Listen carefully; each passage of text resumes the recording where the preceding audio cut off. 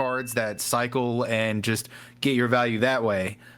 In the middle, maybe 1 or 2 cards. And you're going to see probably all of those cards being played, right? Of course, like Nami is going to play both of those cards, both of those types of cards. But what ratios and what order do they see them in?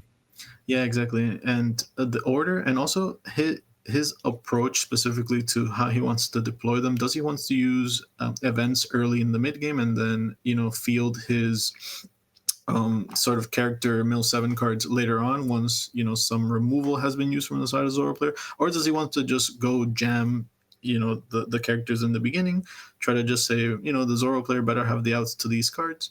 Does he want to run the Zoro out of resources or make a sort of racing situation by attacking with Nami or not attacking with Nami? It's just so many different versions of the Nami deck and ways to play it on the table as well. So I really am curious to see what the different advantages that the Nami player can exploit here will be. Yeah, absolutely. All right, and we are taking our sweet time getting ready. Yeah, it looks like randomization is a pivotal part of the Nami player's success here.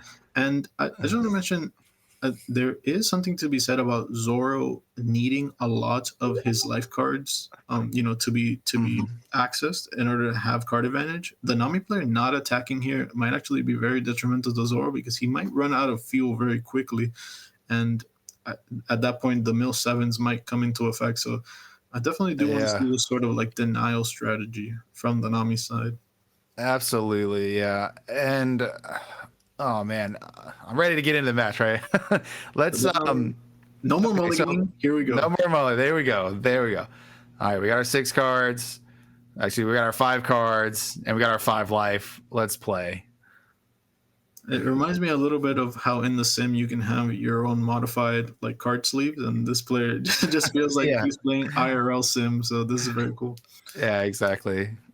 And he had to pay real life money for those card sleeves, so he is dedicated. So he was definitely waiting for Nami to be legal in the card game. OPO3 brought the Nami leader with it, and the playstyle, I am sure, is something that he has adopted quite well. So yeah. Now, one thing you mentioned that I want to kind of double back on is being able to deny the resources from Zoro's life. I think the way we normally see Nami play this is that they just don't attack unless it's with something like a Zeph or like a Bellmare, and then they're going to save their leader attack for attacking battle cards, right? So basically preventing Zoro from getting resources in that manner can be a very big benefit to playing Nami here. Yeah, definitely. And we do see here, we're going to go ahead with Kaya as the beginning play and, has everything rolling so far. So one thing that will be a little difficult from the side of the Nami player, at least with, aside from the attack from the leader, will be contesting some of the larger cards in play simply because there's so little battle power on a lot of the blue cards. We'll see if there's a trigger here. It looks like he's reading the card, so there might be something exciting. And this card will bounce his own Kaya, so a little bit of mill synergy going on here. Definitely gaining back the Kaya before it can get popped by something like a Vista if it's played. And that's just incidental value, and that's very good for the Nami player here. Yep, and here we're going to go. See, we're just going to, Zoro just putting this aggression on early, starting with the leader swing, Makino the Izo. Now we're going to swing for 6K with this Izo here. This would be, we see Usopp's Rubber Band. This is going to be a card that's really good at getting out of this, but we're just going to counter with a Mihawk instead. So something a little, you couldn't really play around this, but something a little awkward that ended up happening is bouncing the Kaya, which is a 0 attacker, that it now can't check this Makino. So this Makino play actually ends up becoming free to do. So maybe, obviously, bouncing Kaya in order to be able to activate its cycle effect is a positive thing for the Nami player, but now the Nami player has to deal with this Makino. It's a little more difficult. So, yeah. Absolutely. And, like I said, we want to save our leader attack for the battle cards. I think you're going to end up going after the Makino here with the leader. But yeah, it would have been nice for Kaya just to be able to swing and either get rid of the Makino or just take a card out of Zoro's hand. Yeah, I think taxing the Zoro player is incredibly important in this early game. And he does not have a functional attacker outside of these two EZO 1-drops. So getting rid of this Machino is going to be very important. He does so he does identify that these EZOs are not that efficient of attackers if you get rid of the Machino, so a very good attack here. And I want to see if he has somebody to contest this board. He's actually going to opt to leave the EZOs in play and actually draw two. Not necessarily a bad thing, as there is not that much pressure out of the Zoro right now. He's going to have to use his entire turn to attack with these EZOs if he wants. So not a bad position to be in from the side of the Nami player. Yeah, definitely. Yeah. So Santu's Peel Off is a card that's either really, really good on turn 2 because your opponent hasn't established a lot of pressure, or good on like turn 5 when you have 10 Don. It can be really awkward to play it in the mid game, so it's really good that he got to fire one off here. Just getting a nice little +1 for defense. And like you said, these EZOs realistically are not very threatening, so you can just kind of like, okay, I'll play the peel off here, and you probably end up not taking very much life. So, like we mentioned before, blocking chip damage is going to be very important. Just being very clear which event he's using. He's going to go ahead and look at and either put to the bottom or rearrange the top 3 cards of his deck with Spada. And just blocking these early attacks is a good way to approach a matchup from the Nami player. So, glad to see this. Now, I actually think that Desert Spada is the most important card in Nami, and that might be a crazy statement, but what you have to consider is the RNG factor, the random factor, is so strong because you have cards that mill, and you have cards that draw, and you have cards that do both, right? So what you always need to consider is how to manipulate RNG in your favor, and that answer is Desert Spada. So not only is it a 1 Don +2 power, but it also manipulates the top of your deck, so you can control what you want to draw and control what you want to mill. Yeah, so definitely it makes it a little bit easier to determine when you want to mill versus when you want to draw, and it allows you to see more of your power cards. Going into this 6 Dawn turn, it's going to be a very important turn in the game because we're going to see if he can actually field something that can threaten this Marco on the way back. It actually looks like he's bluffing again, so maybe a little bit of an event-heavy version of the deck coming from this player right here. I do want to see either fielding something like a body or just playing Kaya. So I think the game plan here is going to be Kayaing, getting rid of some dead cards in the hand, and then leaving something up like an overheat in order to recycle the Kaya again. That's something. Discarding overheat, actually. So discarding overheat. Yeah, he's got a ton of cards in hand. So probably just, we're going to get rid of the dead and get rid of Mihawk as well.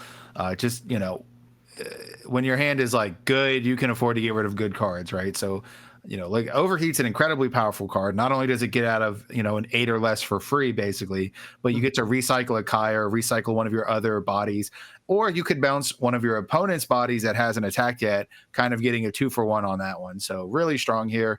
And again, passing with 2 Dawn up. So this leaves us with multiple options here, and we are going to be able to defend at least against one like medium attack here, So we'll see what Zoro does. Yeah, so Marco searched here from the top 5 cards of the deck. Not actually instrumental in a matchup like this, seeing as the Nami player isn't putting that much aggression toward the life. However, it is a 5k body, is an eligible attacker, and it's a 1k to discard to something like these Zefs later on. So just getting through the deck, trying to find those 9 drops, which will be very strong in the matchup later on. And then so far, getting rid of this Kaya is actually quite good before running into something like Overheat. Maybe a heads-up play from the side of the Nami player saying, I'm not going to have this Kaya in play. It can get popped very easily. So just discarding the Overheat and leaving other options available to him. So could be something like that. Absolutely. And, so we're going to go 6 lead here. We could, again, there's just Nami has so many defensive options. We could see like Usopp Rubber Band, Giant Gavel. There's just options on options here. There we go. Usopp's Rubber Band. We're going to get plus 2k power and then mill the top card of our deck. And we hit a Boodle, right? That's the guy's name, Boodle, the blocker. Yeah, so he goes ahead and mills a blocker. That blocker normally, when it blocks, it mills 1 card itself. Here, it's just going to get discarded from the top of the deck. And here's another Spada. Actually, in life, it's a draw to discard 1.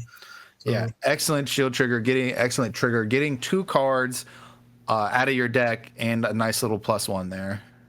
Yeah, so these triggers are actually have been very favorable from the side of the Nami player, and they're helping him get along through the deck while not having any of those mill 7 cards. So I do enjoy. Yeah. There's a second copy of Overheat getting discarded. That's good, as there is no more Kaya in play and no 2 Dawn available. So just getting rid of the fodder cards. And now the Zoro player doesn't actually have that many attacks left for the turn, so he's just going to go ahead and pass. And Yep. the Nami player has gone through a significant amount of cards for how little aggression the Zoro player has been able to make. These attacks for 7 are going to get a little difficult later, but for the most part, the Nami player is not in a terrible spot as of right now.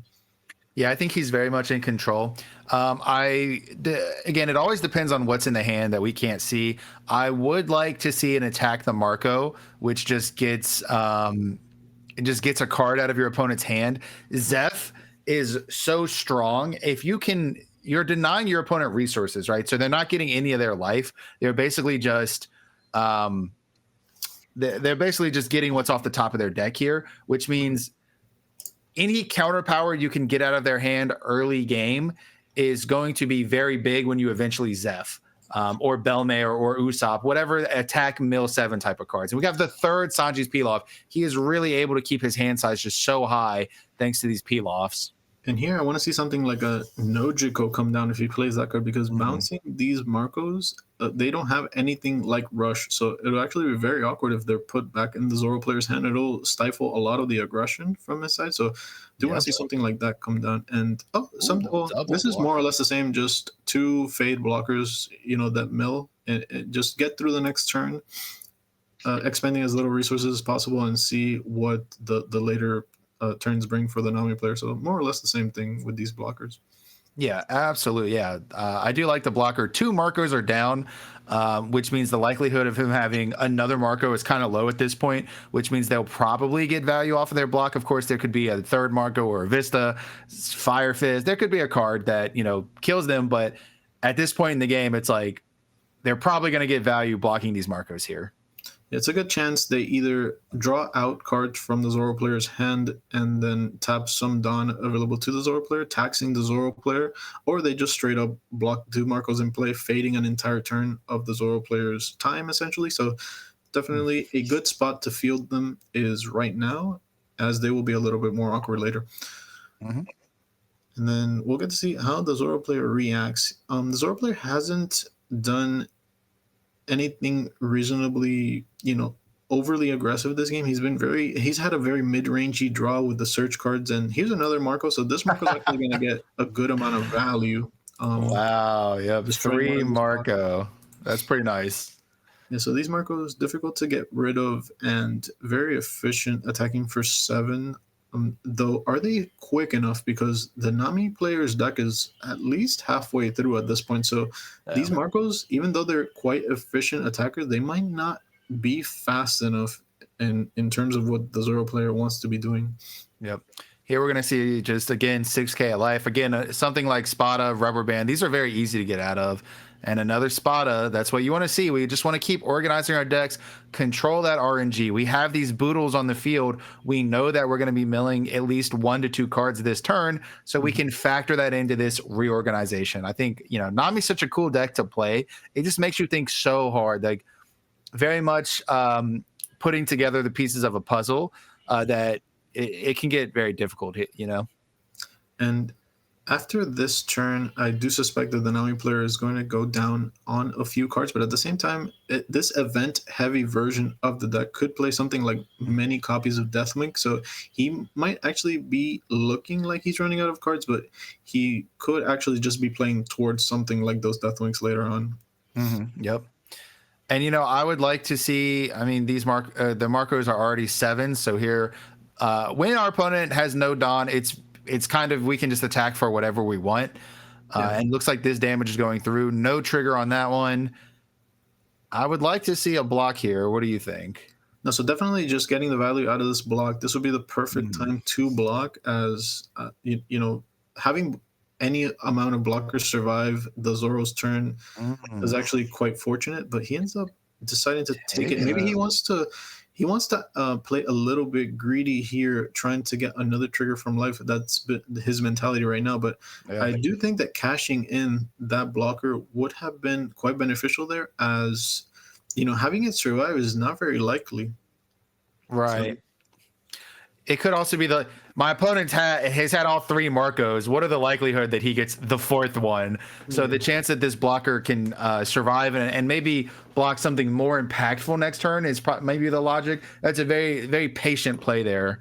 Um, Very, very patient play. He might be foreseeing that he might need this blocker for something like you alluded to before, a 9 or an 11, yeah. and quickly discarding a love beam from his hand and a Deathwing too. So Okay. he might be oversaturated on those draw card events. And after seeing something like those two discards, I would be a little concerned from the side of the Zoro player, in the sense that if you don't get through this blocker, in an effective way, the Nami player could just have a lot of defense in his hand to get through. Absolutely. I'm going to see Brickfist pick up our Kaya. Still 7 Don left this turn. That's one of the things about Nami is you need to place your Don in a manner where you're proactively advancing your game state while also leaving up enough Don for defense. And we saw, when he tapped out last turn, he was kind of forced to take damage from the Marco attacks. Yeah, and the Nami player actually quite masterfully forcing out these Marcos in the early game. He put Kaya's in play and hoping to bounce them, but because they weren't be able to bounce because the Marco destroyed the Kaya, he was able to play the blockers after. So kind of utilizing like the Kaya as an insulator for these blockers, the Pugos. And I feel like that's just him understanding what he wants to do in the matchup. So he's played quite well so far. I do want to see him leave a lot of Dawn open this turn. Yep, and that deck is getting pretty low, discarding a Bellmare and the third overheat. So that is actually 3 overheat gone, as well as 3 peel off down. And so he's done quite well at looping Kaya on this particular turn, using it and then bouncing it back on the same exact turn to not have it popped. Even though there's almost no pop effects left for the Zoro player, I would suspect, based on the build that I see here. But just using them proactively on this turn, and he just has so many resources. I very much doubt that the next turn will be the last turn of the game, and I even think the Nami player could survive a whole 2 extra turns if he just leaves Dawn open. So and another Boodle. And we're gonna have to see how much Dawn is left and how many cards are left in deck. We have 3 Dawn, and it's kind of hard to tell with double sleeves. It ends up looking like more. So If I had to guess, I would say around 10. What do you think? yeah, no. So the deck itself is around 10 to maybe 14, 15, around that mark. But more importantly, the hand size for the Nami player, because he fielded all these Kayas, is actually a little bit lower than I would have desired. I would have liked something more like 7 cards in hand at the end of the turn. You do have to play Kaya to burn through the deck, but at this point, you've burned through so much that I do believe just leaving them as defensive options and using your event cards to mill yourself out would be a little bit more desirable. And like we mentioned earlier, he goes ahead and plays the Nojiko, and the Nojiko is going to go ahead and bounce back one of the Marcos, and that's essentially fading an entire attack from the Zoro player. So it's actually going to be incredibly good here, because now he has 2 blockers to check the 2 Marcos in play, 1 last life to check the Zoro attack in case he wants to go down to 0 life, and then try to mill himself fully on the following turn. If he suspects this is going to be one of the last turns, or he could just death wink some sort of an all-in. So he's in a very good position here. It's a little, so he actually has 15 cards left in deck. That is quite a lot. I think this life is going to have to be a draw 2, right? Whether we haven't seen any Impel Down All-Stars yet, but it would have to be some. Oh, and he has a Fire Fist. Wow. That's just going to take both blockers out, and we're going to see a mill too. But taking out both blockers is huge here. Yeah, so here we see,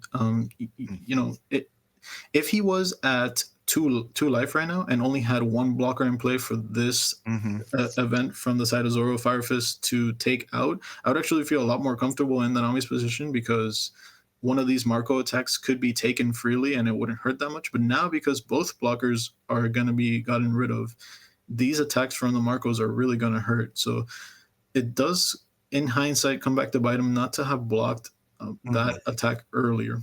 Yeah, absolutely. Now, we're going to be able to kind of rain havoc. Our opponent only having 1 Dawn up, 4 cards in hand. This very well could be lethal depending on how he places this Dawn.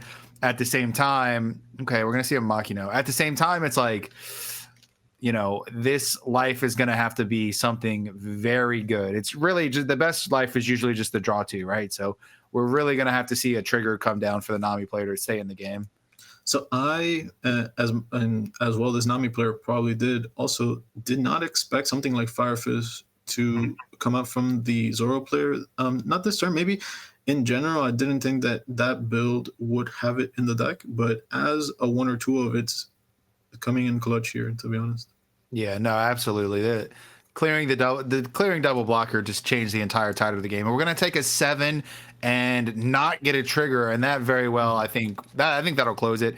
If we go 9-9 here, I think that would be pretty reasonable. And it looks like we're going 8. I actually don't like 8 here, but I mean, you're in such a good. I think the game's over no matter what. Yeah, it's a little bit. Your opponent just can't get out of the 8-10, like 9-9, 8-10. It doesn't matter. With only 4 cards in hand, there's no combination of cards that get out of that at only 1 Dawn. So, yeah, I think this is going to be the game no matter what. That's the giant gavel. We're going to pay 1 and discard to go to 9 there. And tap the Dawn, and then we're going to swing 10, and our opponent only has 2 cards in hand, so that's game. So, yep. So there we go. And I just want to go back to that. First of all, only leaving 1 Dawn up on that turn really made